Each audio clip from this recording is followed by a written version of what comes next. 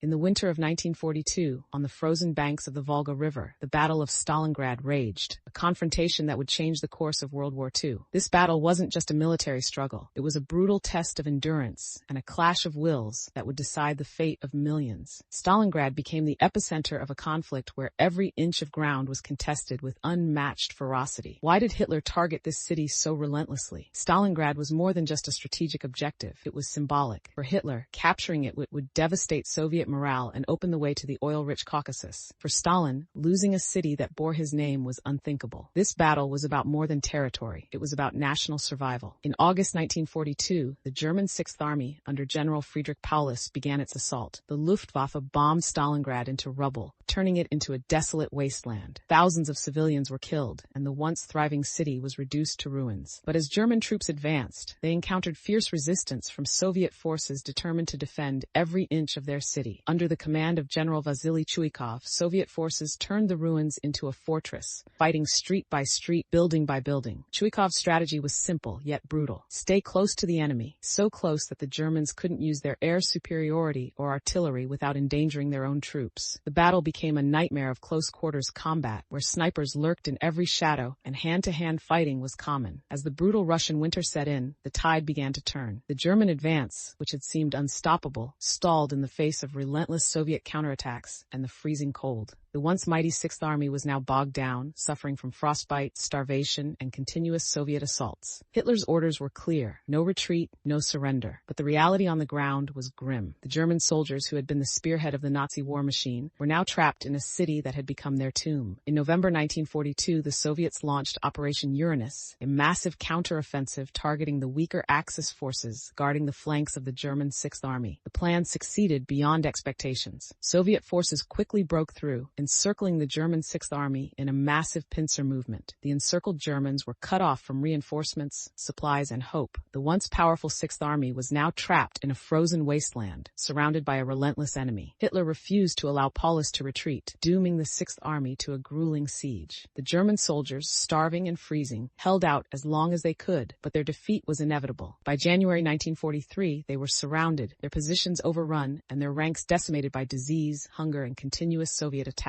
The German army, once feared and respected, was on the brink of annihilation. On February 2, 1943, General Paulus, realizing the futility of further resistance, surrendered. Of the 300,000 soldiers who entered Stalingrad, only 91,000 were left to surrender, and many of them would never return home. The battle claimed nearly 2 million lives, making it one of the bloodiest conflicts in history. The defeat at Stalingrad shattered the myth of Nazi invincibility and marked the beginning of the end for Hitler's ambitions in the East. The Battle of Stalingrad was a turning point in World War II. It was not just a battle of attrition, but a battle of wills, where the determination and sacrifice of the Soviet people ultimately prevailed. The victory set the Soviet Union on a path to push the Germans back, city by city, until the Red Army eventually reached Berlin. Stalingrad became more than just a city. It became a symbol of human endurance and the ultimate triumph over tyranny in one of history's darkest hours.